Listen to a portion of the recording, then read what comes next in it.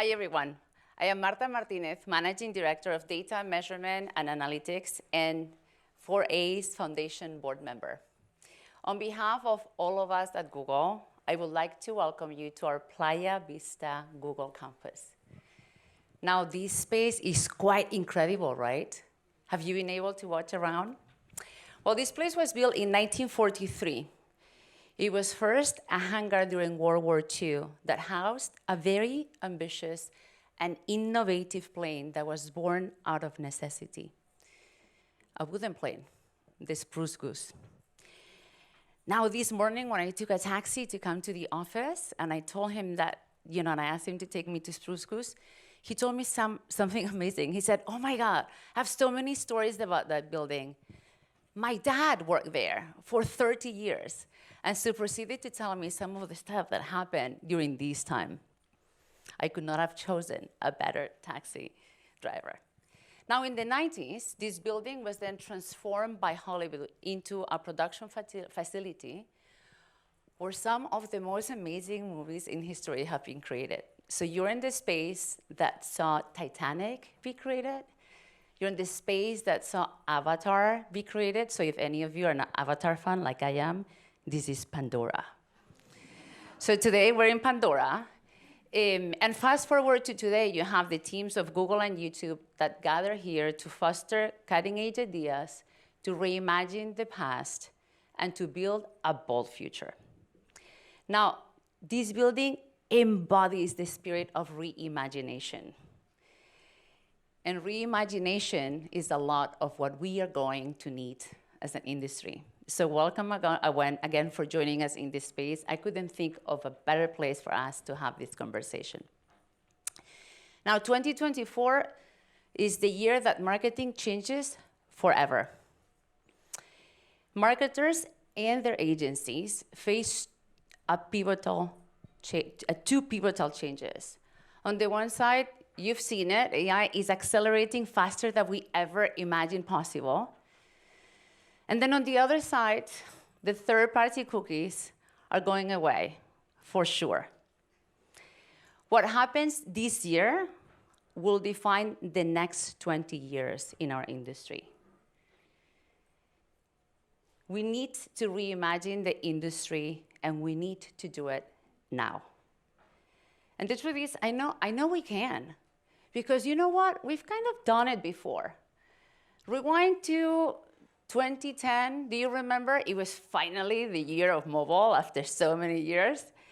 Well, in the dawn of mobile, when we were asked to reimagine the core fundamentals, I remember some, disruption. Do you remember? Do you remember where you were in that time?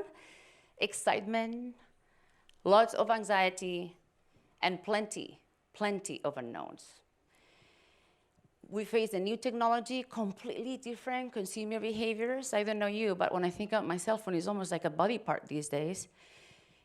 And we had to evolve the way we worked as an industry. Today, we face similar challenges, only much faster and much bigger.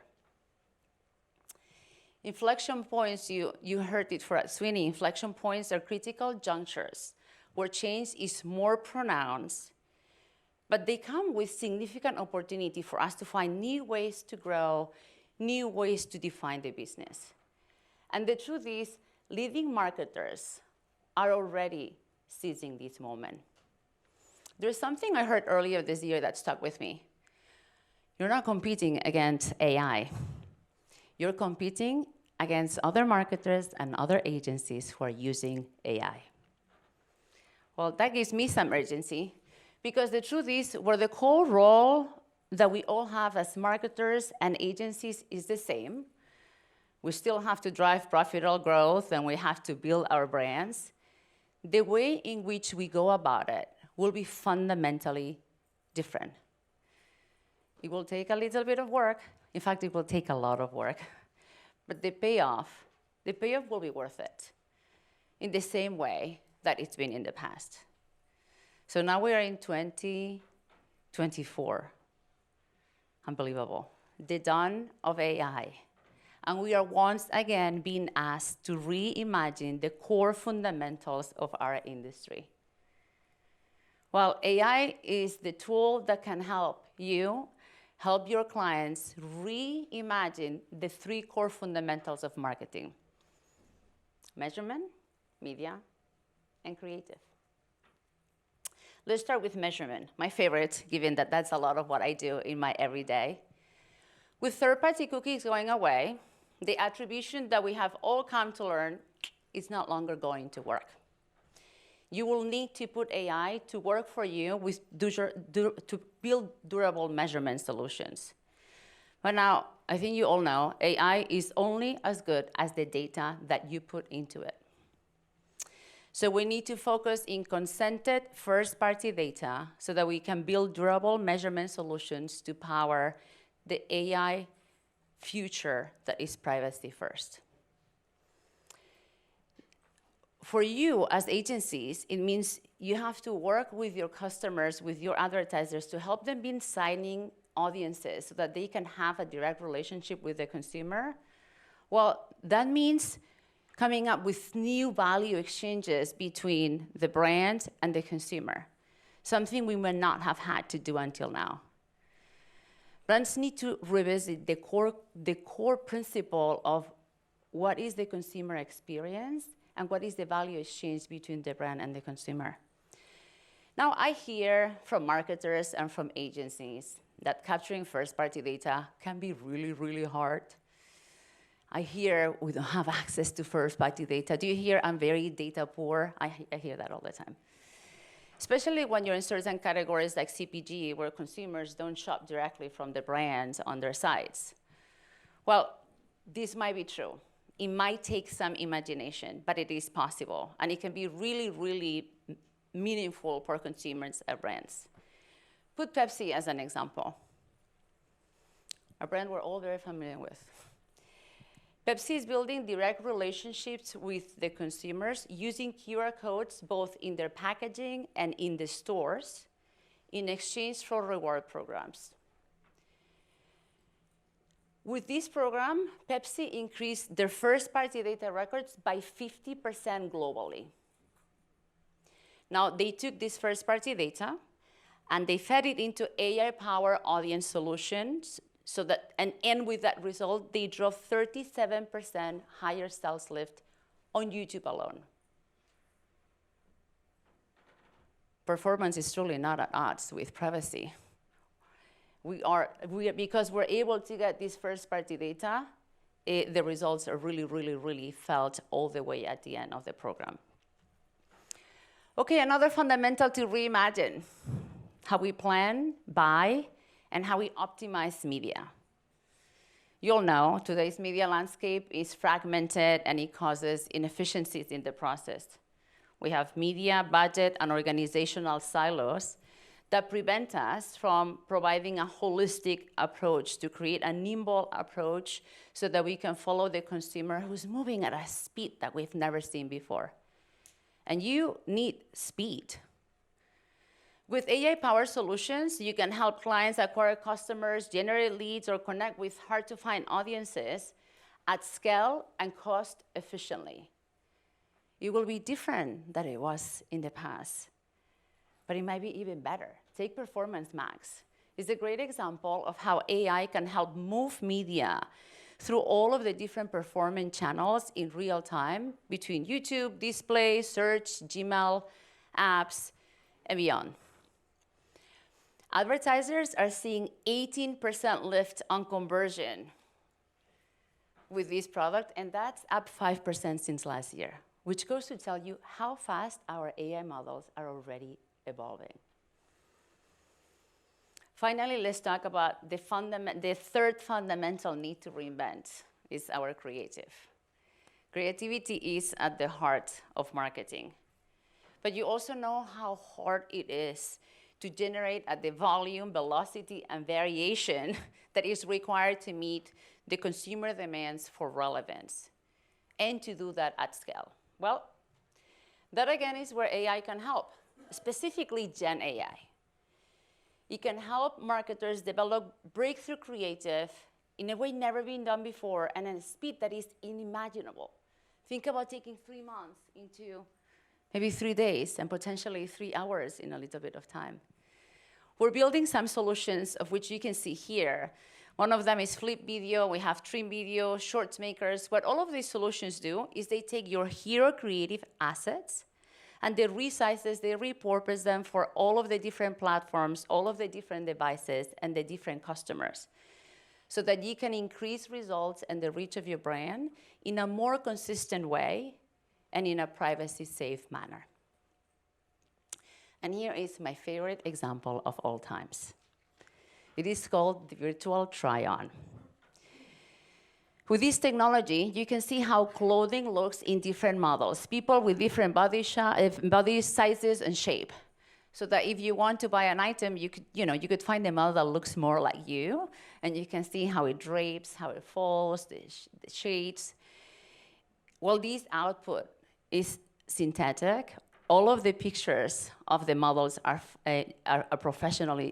they're professional photographs. So it's a beautiful way of bringing the two worlds together. This is real people that are used here to show us how each one of these items might look in each one of them. I kind of want one of these for myself at home, so I can do these every morning. Well, this is pretty cool, right? Exciting new things that we were never able to do before that are possible because of Gen AI technology in the back. I will tell you, we've had quite a few conferences already this year. I saw some of you in many of them. But at CES this year, I saw agencies showing up thinking about these fundamentals already.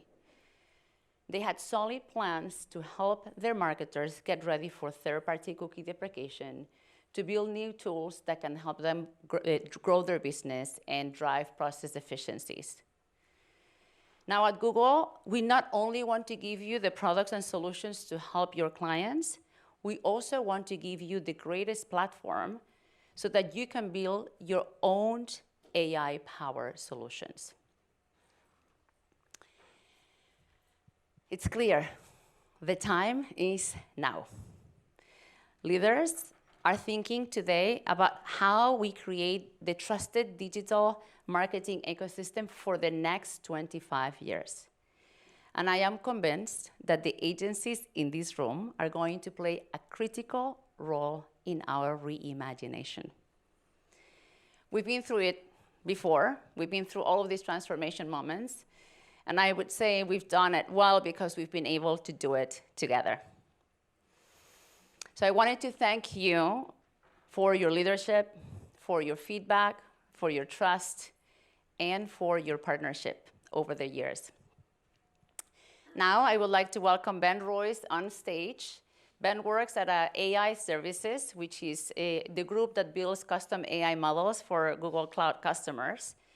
He was one of us. He was a former SVP of Data and Science at Publicis North America, and in his night shift, he teaches AI at Columbia. So while we welcome Ben, let me play the video.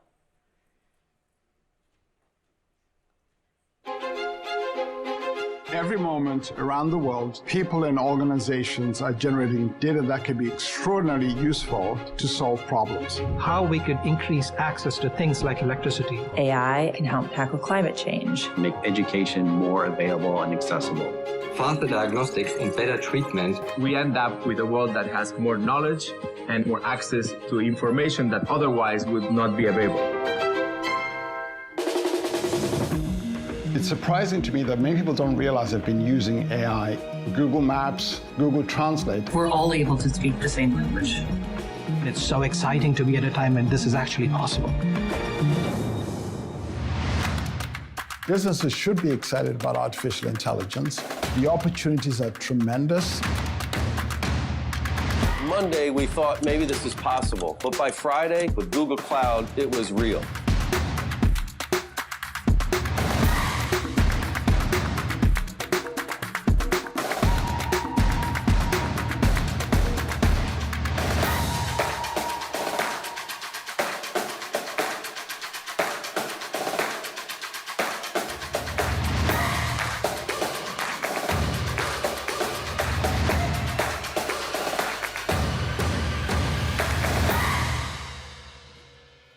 All right. By Friday with Google Cloud, it was real, Ben. It is. Look at that. Welcome. Thank you. All right. Let me ask you a couple of questions, and then maybe we'll open it to the room. Can we first start by setting the record straight on the last year and a half on Gen AI? Where have we been? Did we really start only just a year and a half ago? It felt like it. It actually goes a little further back than that, but it was a quiet, kind of rise and then a very, very, very quick rise. 2017, Google Research published a paper called Attention is All You Need, and it was about the transformer technology. It's kind of this geeky thing that nerds like me read, and we're like, oh, interesting, let's see what it does. And then credit to OpenAI. They kicked open the doors and basically said, we're going to release this thing out, and it became the fastest growing product in tech history. 5 days to get to 1 million users, which is a record. So credit to them. Honestly, I'm not going to say anything bad because it was impressive what they did. The secret sauce there between 2017 and 2022 was the sheer amount of data. Absurd amounts of data they threw at it. They had the technology, they were playing with it, and they just literally did an incredible level of data that they threw at it. Google released Bard, which similar in concept. I was voluntold, and I had the pain and pleasure of being voluntold to go to 22 different cities last year and talk to CTOs, CIOs of every industry, the government, like multiple governments, in fact, every sector, and talk to them about how they were using it. And I started to realize, and I think this is if you forget everything that I say here, I would remember this one thing. That's the consumer world. The enterprise world is actually better, faster, more accurate, and worth way more. I can generally defend that. So if you're taking client data and using it to train, make these a little more client specific, that is where the value is. So we had quite a wild ride. It's growing incredibly fast. A lot of people get confused. They sometimes think Gen AI has replaced AI. That's not right. It's one of the subsets of AI, but it's the one that's getting the most attention right now. So that's where we are. I'd say most people that are playing with this technology outside of Silicon Valley are finishing their pilots, and now they're in production, and they're getting that structure set up. So that's kind of where we are right now. But the technology is pretty powerful. It's wild. Yeah. All right, let's turn to the agencies in the room. Yeah. What should agencies be focusing on? What should we be worried about, maybe? What should you worry about? So I became kind of obsessed with this question because for a decade, I've probably heard the phrase like, "Oh, the business model." There was complaints. There was complaints about how it worked, or it didn't work for some clients, and people were testing new things. The thing I would worry about is if you're in that camp that says that it's going to pass, it's a fad, it's not, it's it's X, Y, and you're kind of like avoiding the topic. I don't think this ends well. I used to teach a class called Digital Disruption. The number one thing we learned from when we looked at 1,000 bankrupt companies was it wasn't the technology that disrupted them.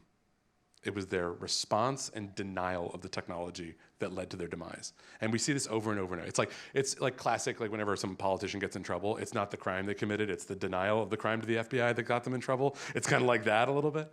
But really, it's that I think this is here. We're embedding it in all of our products. I'm seeing some really clever use cases that in 2022, we had a Google sheet inside Google. It said, hey, what could Gen AI be used for? And it was like 20 things on this, like anyone could add to the list. It's over 2,000 now, right? So we're like, we didn't even quite realize how applicable it was. And I've got quoted recently saying that this is the most powerful technology since the internet. And that's a bold claim. That's a really bold claim. And I thought about it. I haven't seen a technology that applies to every sector, every industry, marketing, customer service, management, the every function of the business, legal, accounting. Like I got invited to talk at Taxposium, wild convention. But they're actually really fun, and they're really fun people. But Taxposium, they're going nuts over this. Academia is. I presented a custom-trained Gen AI model to the faculty at Columbia. These are not people that they're very skeptical. They have lots of questions. Everything's doubtful. I've never seen so many elbow patches up in the air, excited about this technology, because I showed them their research being rephrased by a large language model, and they were like, I never thought this was possible. So I've never seen a technology since the internet that affected every function of the business, every single industry. Government's excited about it, right? I had the FBI reach out to me. That was a little alarming. But it was true. They were like, hey, how can we use this for investigations? And I was like, amazing. So yeah, it's pretty wild. So I think you should take it seriously, and it's not as scary. You have more time than you think to adopt. We know that from disruption research. But yeah, I would say there's a lot of opportunities, especially, and I came from that world. I still adore that world, that's why I'm here. But yeah, I think there's a lot of opportunity. It's not you can let it disrupt if you want, but you can also use it to accelerate your own, and I would say take a top position. It's probably a major fork in the road for this industry. So on that note, where are you seeing agencies do well? Sure, so they start with the simplest. I've seen a couple small startup ones. I think Publicis has done a very good job with Core AI recently. I think they're kind of thinking the right way. I have lots of friends there. They tell me about it. Some of the smaller ones are doing some really interesting stuff. So they'll start with the simplest kind of creative, they'll remix a montage, and that can be done with AI pretty well. The ones that are a little more brand focused, they take the data from a brand, they fine tune one of our models that we give away for free. We give you the big model, so it'll speak English, for example, and then you give it the tone of voice, you give it the brand language, you give it the lingo and the special things about it, and we use that, and basically they create a brand as a service, and they basically say, hey, I'll write you 10,000 variants of the copy, right? If you have the time to look at, okay, we'll do 1,000 just so you don't spend all day, and they'll generate and they use it as a service, and they basically say, hey, you come to me if you want brand specific on tone, copywriting, or you want display images, and of course we're getting into video now, even mascots, avatars, and spokespeopeople they're tinkering with that, which is pretty cool. I think that's that hints to a different potential business model, right? Yeah, that's subscription. Yeah. So you would train the model on their data. They own that data. They own the output of that data because it's their brand, right? But the processing of it, you could own as an agency and say, hey, I've got this model. I know how to almost every time. It's not perfect, but can get very close to perfect. It's always going to sound like your brand. It's always it's never going to say the wrong thing. It's controllable. You can have multiple variants and then test them. So testing and measurement, your world is going to get much bigger because we're going to produce more variants in a shorter amount of time. Probably, I'd argue for that. So I think a subscription model is actually the move. I think there's a book called Time's Up. It's a bit wonky of a book, but it's a subscription model, basically pitch, I would say, for professional firms. And it applies to accountants, it applies to law firms, and it applies to agencies. I think you should read that book if you're interested in that. Time's up. That was a sign reading. Sorry, that's totally academic. Sign reading. Time's up. Do we have time for some questions in the audience? We absolutely do have time for one. So thank you, Marta and Ben. Do you want me? Yep. Oh, I can read them off. I guess going forward, if you can submit them through the app, it's the easiest, just because we might not have time to walk around with the mic. So we'll try and adjust as we go here. So first question, can you speak a bit about how Google identifies opportunities to incorporate AI into Google's systems and how agencies might be able to use some of those strategies when evaluating their own business opportunities to incorporate AI? You want to go? I will. Yeah, we'll look for, that's a great question. We'll look for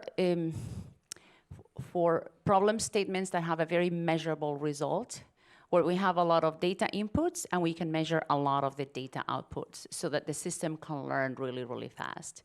A good example is what I described, PMAX, where you have a lot of data inputs that at the impression level, at the impression moment you can get on time, device, a probability to convert, that are the ones that the system takes so that you can do you can do the optimization at scale. The same with some of the automated bidding algorithms, where instead of having a user have to change the bid to adjust, you take predictive data into the model and it will adjust and do it in real time. So it's about having a very measurable outcome and being able to bring a lot of data in and data out.